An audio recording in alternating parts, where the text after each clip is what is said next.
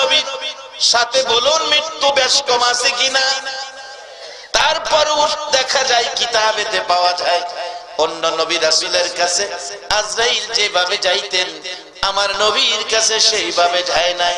আমার নবীর কাছে যাবেন আজরাইল, আল্লাহ বলেছেন আজরাইল রে বন্ধুর অনুমতি ছাড়া ঘরে ঢুকবা না, বন্ধুর অনুমতি ছাড়া বন্ধুর রূহে হাত দিবা না, আমি আল্লাহ নিষেধ করে দিলাম। বাবারা ভাইয়ের আজরাইল এসে নবীজি অসুস্থ, চোখের পানি ঝরঝর করে পড়তেছে। আম্মা জান আয়েশা সিদ্দিকা রাদিয়াল্লাহু তাআলা আনহার হুজরায় ছিলেন। আম্মা জান আয়েশা বলেন হুজুর কেন এইভাবে কাঁদতেছেন গো নবী, আপনার কি অসুস্থতার চাপ বেশি, কষ্ট ব্যথা বেশি হইতেছে? আমার নবী কান্দে, আয়েশা রে অসুস্থতার চাপ ব্যথায় কান্দি না রে আয়েশা, আমি কান্দি কিছুক্ষণের মধ্যে আজরাইল আসবে, আমি যদি দুনিয়া থেকে বিদায় হয়ে যাই আমার এতিম উম্মতের কি উপায়? আমি আমার অসুস্থতার কষ্ট দুঃখের জন্য কাঁদি না, আমি কাঁদি রে আমার গুনাহগার উম্মতের জন্য। কিছুক্ষণ পরে সে ডাকলেন দরজায় আজরাইল, ইয়া রাসূলুল্লাহ দরজা খুলেন। খাতুনে জান্নাত ফাতেমাতুজ জাহরা ঘরে ছিলেন, বললেন আমার নবী ফাতেমা রে দরজাটা খুলে দাও। দরজা খুলতে গেলে ফাতেমা দেখে এমন এক লোক দাঁড়িয়ে আছে যাকে জীবনে কোনোদিন দেখি নাই, অপরিচিত লোক। বলল বাবা এই লোকটাকে চিনি না, দরজা খুলবো। বাবা দরজা খুলে দাও, এই লোকটারে তুমি চিনবা না, লোকটার নাম মালাকুল মাউত আজরাইল, কিছুক্ষণের মধ্যে তুমি ফাতেমা এতিম হইয়া যাইবা। ঘরে ঢুকলে নবীজির পাশে বসতে নবী বললেন আজরাইল কিছুক্ষণ বসো, আমার ভাই জিবরাইল আসো। আদম আলাইহিস সালাম থেকে শুরু করে ঈসা আলাইহিস সালাম পর্যন্ত সকল নবী রাসূলের জীবনী খুলুন, এত সময় কারো কাছে আজরাইল বসে না। আমার নবীর পাশে আজরাইল ঘন্টার পর ঘন্টা বৈশা রইছে। জিবরাইল এসেছে, হুজুর কাইদেন না, আল্লাহ আমারে পাঠাইছে, আপনার উম্মতের কোনো সমস্যা নাই, আপনার বিদায় আনতে, আপনার বিয়োগ আনতে, আপনার সকল উম্মতের দায়ী দায়িত্বের জন্য আমার আল্লাহ গার্জিয়ান হইয়া গেছে। হুজুর আমার আল্লাহ বলেছে আপনার উম্মতের কোনো না কোনো উসিলা দিয়া জান্নাতি বানাইয়া কবরে নিবে, যেমন আজকের মাহফিলটাও এমন একটা উসিলা হয়ে যেতে পারে। একবার বলুন আল্লাহু আকবার। হুজুর কাঁদবেন না, এই মুহূর্তে আর কাঁদতে হবে না। আমার নবী বলেন এরে জিবরাইল আমি একটা কথা আমার আল্লাহর কাছে বলে দিতে চাই। কি কথা? আমি নবী হাসরের মাঠে আমার একটা উম্মত বাকি থাকা পর্যন্ত, জান্নাতবাসী না হওয়া পর্যন্ত আমি নবী হাসরের মাঠ ছাড়বো না। আমার আল্লাহ বলেন কথা দিলাম গো বন্ধু, তোমার একটা উম্মত বাকি থাকা পর্যন্ত আমি আল্লাহর জান্নাতের দরজাও বন্ধ করব না। আমার নবী ডাকলেন আজরাইল তোমার কাজ তুমি শুরু করো। আমার নবীজির বুক মুবারকের উপর হাতটা শুধু হালকা করে আজরাইল উপরে রাখলেন, হালকা করে রাখলেন।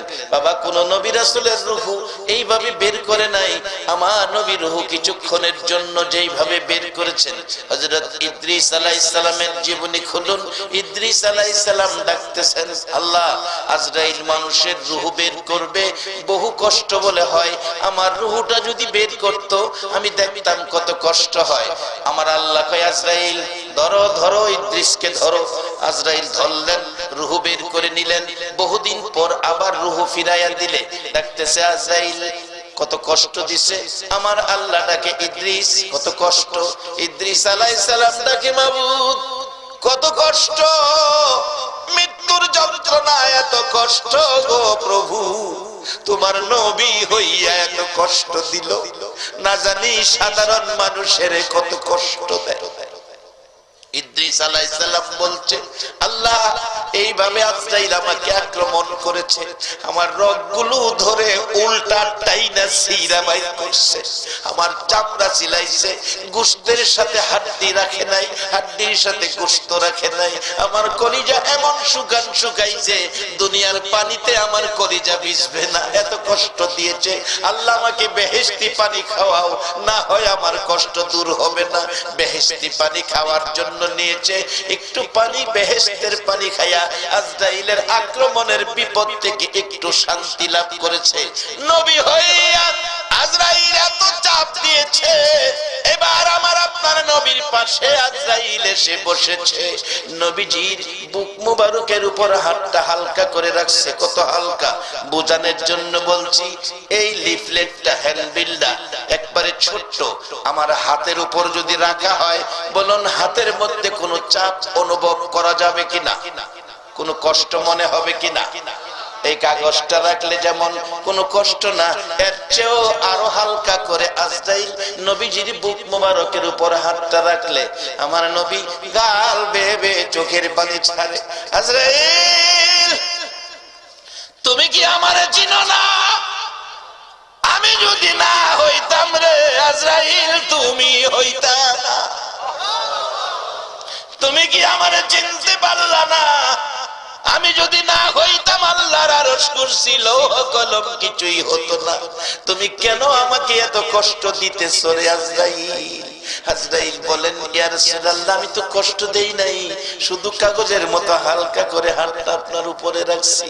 আমার নবী কান্দে, আজরাইল তুমি তো বলতেছো হাতটা হালকা করে রাখছো, আমি দেখি রে আজরাইল এত কষ্ট এত ব্যথা পাইতেছি, মন কয় আমার বুকের উপর যেন 7টা আকাশ 7টা জমিন পুরাটাই বুকের উপর চাপাইয়া দিছো।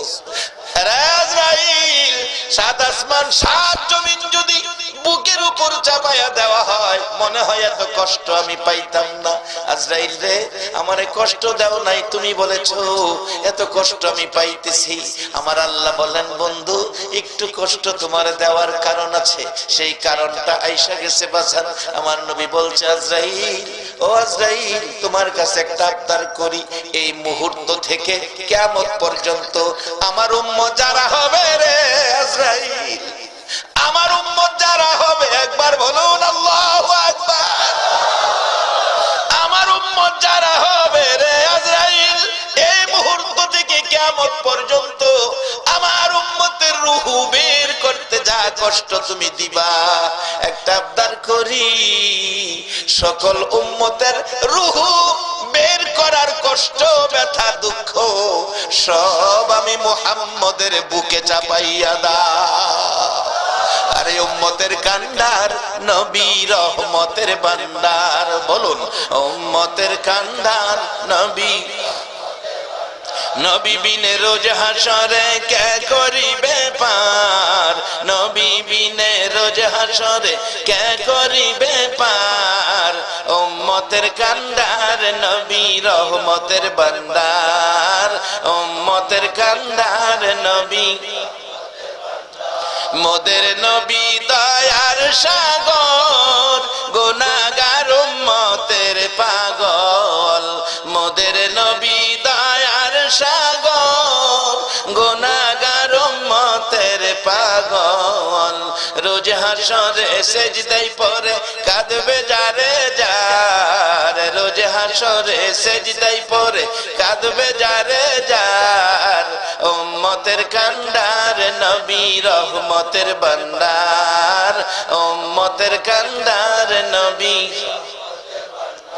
যাইয়া দেখো মদিনাতে কান্দে নবী দিনে রাইতে, যাইয়া দেখো মদিনাতে কান্দে নবী দিনে রাইতে, এ মাফ করিয়ে দেও গো খোদা উম্মত গুনাহগার, মাফ করিয়ে দেও গো খোদা উম্মত গুনাহগার, উম্মতের কান্ডার নবী রহমতের ভান্ডার, উম্মতের কান্ডার নবী। রে আমার ভাইরা, আমার নবী চোখের পানি ছেড়ে ছেড়ে ডাকে, সব ব্যথা আমার বুকে দিয়ে দাও। আজরাইল ডাকে, প্রভু গো, তোমার বন্ধুর কান্না আমার সহ্য হয় না, একটু অনুমতি দাও আমাকে তোমার বন্ধুর সাথে কথা বলতে। অনুমতি পাই আজরাইল ডাকে, হুজুর কাঁদবেন না, আমি আজরাইল আপনার রূহের, আপনার বুকের মুবারকে হাত রাইখা কসম খাইলাম, আপনার উম্মত যারা হবে, আমানু যারা হবে, আপনাকে যারা ভালোবাসবে, আপনার আদর্শে যারা চলবে, হুজুর আপনার উম্মত আমানু হইয়া, আপনার উম্মত আপনার পরিচয় লইয়া, আপনার ভালোবাসা লইয়া, আপনার উম্মত যখন মৃত্যুর কুলে আসবে, আমি আজরাইলের কাছে যখন আসবে, হুজুর আমি আজরাইল আপনার সাথে কথা দিলাম, কাঁদবেন না। মা যেমন বাচ্চা ঘুম পাড়ায়, বাচ্চা কুলে নিয়ে ঘুম পাড়ায়, মা স্তনের দুধ খাওয়ায় আর বাচ্চাকে ঘুম পাড়ায়, মা ঘুম পাড়ায়, বাচ্চা দুধ খাইতে খাইতে মার কোলে ঘুমিয়ে গেলে মা বাচ্চাকে বিছানায় শোয়া আস্তে করে মুখ থেকে মা স্তনটা বাইর করে নিয়ে আসে। বাচ্চাটা ঘুমায়া গেলে মা আস্তে করে স্তন বাচ্চার মুখ থেকে বের করে নিয়ে আসে। হুজুর বাচ্চা যেমন ঘুমিয়ে গেলে মা স্তন মুখ থেকে বের করে নিয়ে আসে, বাচ্চা খবর পায় না গো নবী, এর চেয়ে আরো সুন্দর করে আপনার উম্মতেরা ঘুমিয়ে যাবে, আমি আজরাইল রূহু আরো আস্তে করে বের করে নিয়ে আসবো। সেই নবী চিনা, নবী মানা, নবীর উম্মত হওয়া, নবীর পক্ষে থাকা, বলুন আমাদের দরকার আছে কিনা? বাবারা তাহলে কি লাভ হবে? আসুন সামনে মহব্বতে আরো দুরূদ মদিনায় পাঠান। আল্লাহুম্মা সাল্লি সাইয়্যিদানা মুহাম্মাদ, আল্লাহুম্মা সাল্লি মুহাম্মাদ নাবি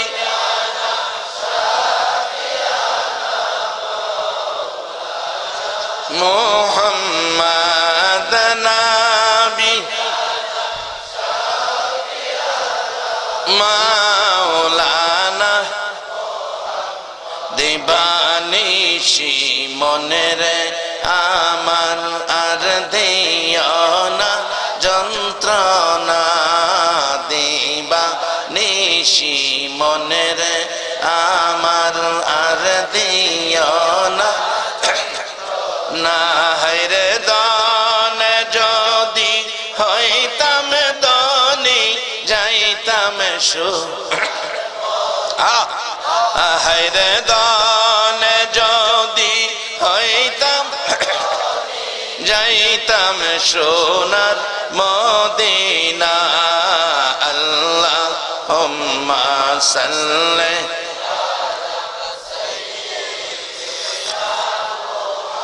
মা'আদ, আল্লাহুম্মা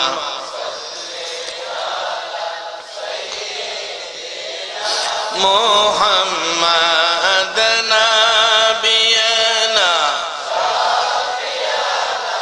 মাওলানা মুহাম্মাদ নাবিয়ানা মাওলানা বালাগাল উলা বিকামালিহি কাশাফাত দুজা বিজামালিহি হাসনাত জামিউ খিসালিহি সাল্লাল্লাহু। শামাউন বলেন, এরে হাসান বসরি, আমার এতদিনে এই পরামর্শটা দিলি, আমি আমানু হব, আখিরি নবীর উম্মত হব, আমি কালিমা পড়ব, তবে শর্ত হলো আমার নবীর হাদিস শর্ত পেয়েছি, মান ক্বালা লা ইলাহা ইল্লাল্লাহু ফাদাখালাল জান্নাহ। হাসান বসরি রে, তুমি একটা লিখিত দাও, তুমি একটা লিখিত দাও, তুমি যে আমারে কালিমা পড়াইছো, আখিরি নবীর উম্মত বানাইছো, আমানু বানাইছো। আল্লাহ ওয়ালারা, আল্লাহর ওলিরা কি করে? আমানু বানাইছো, তুমি একটা লিখিত দাও, আমি কবরে যাইয়া প্রশ্নের সম্মুখীন হলে লেখাটা দেখাবো। আর কিছু আনতে পারি নাই, এই যে দেখো শামাউন আমানু হয়ে আসছে, হাসান বসরি রহমাতুল্লাহ আলাইহি কালিমা পড়াইয়া আমাকে আখিরি নবীর উম্মত বানাইছে। আরে হাসান বসরি শুধু লেখাটাই নয়, আমার মৃত্যু হয়ে গেলে কালিমা পড়ার পর তুমি আমার নিজের হাতে গোসলটা দিও। বাবারা গোসল দিবে, বড়ি পাতার গরম পানি, সাদা কাফন পরাবে প্রত্যেকের। এই বাবা আমি সহ আমি নিজে এখন থেকে নিজের প্রস্তুতি করতেছি।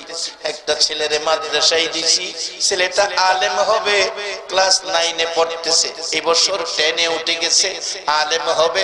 আমি বলেছি বাবা জানাজার নামাজের নিয়ত ভালো করে শিখো, তোমারে মাদ্রাসায় পড়াইছি তোমার রোজগার খাওয়ার জন্য নয় গো বাবা। আমার যেদিন মৃত্যু হবে সাদা কাফনের প্যাকেট হব, যেদিন আমার জানাজার সামনে শুয়াইয়া তোমার বড় ভাই আমার বড় ছেলে চোখের পানি ছেড়ে ছেড়ে বলবে আমার বাবারে মাফ করে দিও, সেদিন তুমি আমার ছেলে আলেম হইয়া তুমি আমার জানাজাটা পড়বে, এটাই জীবনের শেষ আশা। বাবারা মুর্দারকে গোসল দিয়ে কাফন পরাইয়া মাথার বানটা খুইলা রাখে লোকেরা দেখার জন্য। এমন সময় মাথার বান যখন আবার দিয়ে ফেলে মুর্দার কাঁদতে থাকে, ও আমার বন্ধুরা আমার এতিম বাচ্চাটা কাঁদতেছে, তোমরা আমার বানটা খুইলা দাও, আমি আমার বাচ্চাটারে আরেকটা বার দেখা যায়। বলুন এই সময় আমাদের প্রত্যেকের সামনে আসতেছে কিনা? বাবার আমার নবী বলেছে, নবী পরামর্শ দিয়েছে কাফা বিল মাউতি ওয়াইদান, আর ওয়াজ লাগে না, একটা ওয়াজ যথেষ্ট। মৃত্যুর কথাটাকে যখন স্মরণ রাখবে, মৃত্যুর কথাটা স্মরণ থাকলে একটা ওয়াজই যথেষ্ট হয়। বাজান আমার লাগানো গাছ থাকবে, আমার বান্দা বিল্ডিং থাকবে, আমার কষ্টের রোজগারের টাকা ব্যাংকে পড়ে থাকবে, আমার শুধু সাদা কাফনটা দিয়া খবরও পাঠাবে। সেদিন প্রত্যেকের সামনে আছে কিনা বাজান একটু হিসাব করার জন্য নবী পরামর্শ দিয়েছে। আর দুনিয়াও মাজরাতুল আখিরা, দুনিয়াটা আখিরাতের বাজার। বাজান মার পেটে ছিলাম, রূহের জগতে ছিলাম, রূহের জগতে বাজার নাই, মার পেটে ছিলাম, বাজার নাই। কবরে যাব, একটা পুরি সার দোকানও পাইবেন না। বাজান হাসরের মাঠে যাবেন, তরি তরকারির দোকান পাবেন না। দোকান হইল দুনিয়াতে। রাসূল পরামর্শ দিয়েছে রোজগার যা করেন এখান থেকেই করেন। আজকে যারা মাহফিলে বসে আছো গো, তোমরা কবরের শান্তির ব্যাগ বাজার দিয়া ভইরা ফালাইছো। একবার বলুন আল্লাহু আকবার। যার বাস্তবতাই ছিলাম হাসান বসরি রাহমাতুল্লাহ আলাইহি গোসল দিলেন, মৃত্যুর পরে শামাউনকে কাফন পরাইলেন, কাফনের ভিতরে কাগজটা ঢুকাইয়া দিলেন।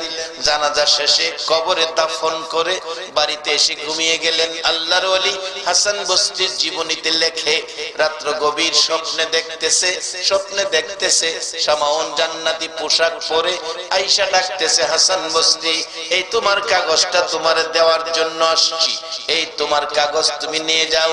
তোমার কাগজ আমার প্রয়োজন পড়ে নাই রে হাসান বসরি, আমি আখিরি নবীর উম্মত হইয়া নবীর কালিমাটা লইয়া কবরে যাওয়ার কারণে আমার আল্লাহ আমার জান্নাত দান করে দিয়েছে। এই জান্নাতের পথে উম্মতের উঠাইয়া দেওয়ার জন্য আমার নবী 63 বছর জিন্দেগীর কষ্ট। মা আয়েশা সিদ্দিকা বলেন, পৃথিবীর মানুষেরা রে, আমার নবী এই পথে মানুষকে বুঝাইয়া একেবারে বিকাল হয়ে গেছে, আমি আয়েশার হুজরায় এসে ঢুকছি। আয়েশা বলছে, আয়েশা পেটে বড় খিদা রে, খাবারের কিছু আছে কিনা? রাসূলকে বললেন, হুজুর ব্যবস্থা আছে, আপনি বসুন। নবীজি বসে গেলে একটা প্লেট সামনে রাইখা দস্তরখানা বিছাইয়া একটা খেজুর মা আয়েশা সিদ্দিকা নবী পাকের সামনে রাখলে আমার নবী একটা খেজুর দেখে খায় না, খেজুরের দিকে তাকিয়ে আছে।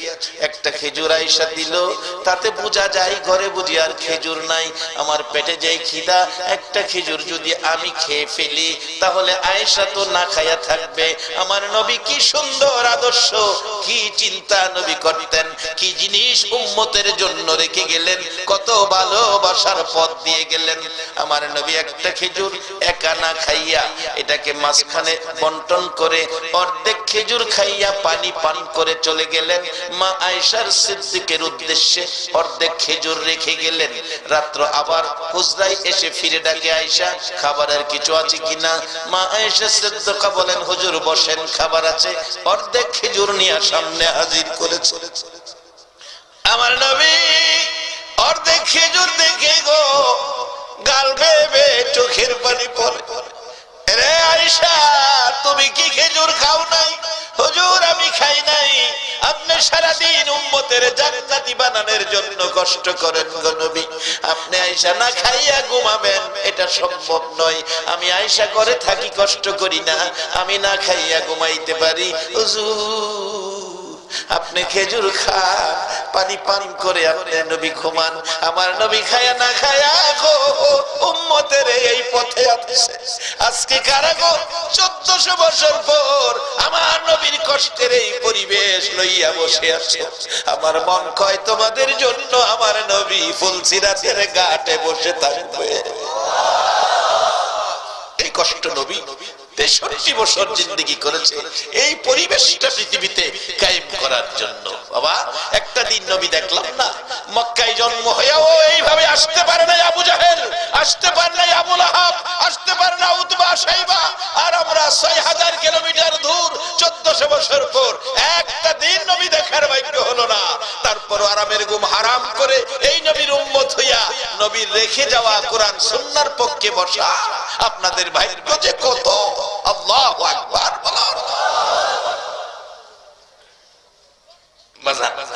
মাত্র কালিমাটা পড়ে সামাউন কবর গেছে, আল্লাহ জান্নাত দিছে। আমরা কবেকার কালিমাওয়ালা? কোরআন শরীফে বলেছে আমানু হইয়া নবীর উম্মত হইয়া কবরে গেলে আল্লাহ আমাদের 3 বেলা খাওয়াইবো। বাল আহিয়াউন, কোরআন শরীফ, বাল আহিয়াউন ইনদা রাব্বিহিম ইরজাকুন। আল্লাহ বলছে বন্ধুগো আপনার উম্মত কবরে আইলে দুনিয়ার মানুষ যেমন 3 বেলা খায়, আমি আপনার উম্মতের কবরও 3 বেলা জান্নাতি খাওয়াই। মানে এই নবীর উম্মত হইতে লাভ হইব না লস হইব? মালয়েশিয়া যাই প্রত্যেক বছর ওয়াজ করতে, এবার গিয়া শুনি এক বেকুইল্লা ঘটনা। মালয়েশিয়া চাইনা বেশি, চাইনা ফ্যাক্টরি মালিক বেশিরভাগ চাইনা। এরা তো আমানু না, এরা বুদ্ধ ধর্মের লোক। এই চাইনা মারা গেলে চাইনাদের কবরস্থান আছে, এরা কবরে যাওয়ার সময় টাকা দিয়া দেয়, লগে খাতা কলম দেয়, হিসাব কিতাব করে শুনতে। যারা সিগারেট খায় সিগারেটের কার্টুন সাথে দিয়ে দেয়, ম্যাচ সহ। চিন্তা করেন কেমন ব্যাকলের ব্যাক। আচ্ছা আপনারাই করেন, এটা লইয়া কবরে গিয়া খাওয়ানোর কোনো ভাব আছে? খাইলে আখিরি নবীর উম্মতে খাইবো। আল্লাহু আকবার বলেন। এটা তুফাজ্জল নবীর ওয়াজ না, কোরআন শরীফ। বাল আহিয়াউন ইনদা রাব্বিহিম ইরজাকুন। টাকা পয়সা দিয়া সবকিছু দিয়া পরে এর নিয়ে কবর দেয়। সিগারেটের ফেক ম্যাচ সহ দিতেছে, খাতা কলম দেয়। তারপরে একটা বড় ধনী আর কি, এটা বড় ধনী মালাই বাসায়, এটার একটা ধাতু যেটা বেশি বড় লোক। এবার বলে একটা বেশি বড় লোক মরছে, বড় ধাতু, এটারে 6 লক্ষ রিঙ্গিত সাথে দিয়া কবর দিছে। 6 লক্ষ। 1 টাকা মালয়েশিয়া, আমরা দেশে 20 টাকা। 1 লক্ষে 20 লক্ষ, 6 লক্ষ হইলে 1 কোটি 20 লাখ টাকার সাথে দিয়া হেরে কবর দিছে। হ্যাঁ বলে গিয়া কিনা খাইব। রাসূল কইছে আজ দুনিয়াও মাজরাতুল আখিরা, দুনিয়া হইল আখিরাতের বাজার। এখানতে বাজার করবেন, কবরে গিয়া খাইবেন। অনেক সময় দেখছেন না লন্ডনতে টাকা ছাড়ে, সিলেটবাসী সিলেট থেকে টাকা ধরে, ইটালির থেকে টাকা ছাড়ে, বাংলাদেশ থেকে টাকা ধরে, সৌদি থেকে টাকা ছাড়ে, বাংলাদেশ থেকে টাকা ধরে, মালয়েশিয়া থেকে টাকা ছাড়ে, বাংলাদেশ থেকে টাকা ধরে। নবী কইছে দুনিয়া থেকে রুজি রোজগার ছাড়ো, কবরে গিয়া রুজি রোজগার ধরো। আল্লাহ কইছে নবী গো তোমার সিস্টেম আমি বাস্তবায়ন করে দিলাম, তোমার উম্মত দুনিয়ায় ভালো কাজ করে কবরে আইবো, আর এর বিনিময়ে আমি আল্লাহ ঘোষণা করে দিলাম বাল আহইয়াউন ইনদা রাব্বিহিম ইরযাকুন। আর তাহলে এই কথা নবীর কথা না মাইনা নিজে দেখেন 6 লক্ষ রিঙ্গিত সিগারেটের ফেক মেস খাতা কলম কোন দিন কত খরচ হইল হিসাব লেখা লাগতো না, 4 কাপ বদনা জগ, অর্থাৎ সংসার করতে যা লাগে সব এর লগে দিয়া মাটির তলে দিয়া 6 লক্ষ রিঙ্গিত মাটির তলে দিছে। এই 6 লক্ষ রিঙ্গিত মাটির তলে দেবালা এবার গিয়া শুনি ঘটনা দেখে লাইছে এক বাঙালি আস্তে করে কয়ে দিছি যা করছে কোথা।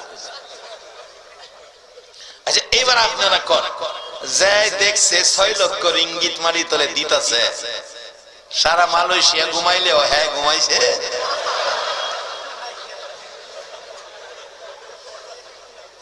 আরে 6 লক্ষ রিঙ্গিত তো একদিন খরচ করা শুরু করলে একদিন ফুরাইয়া যাইবো, এরপরে আর ঘুমায় না।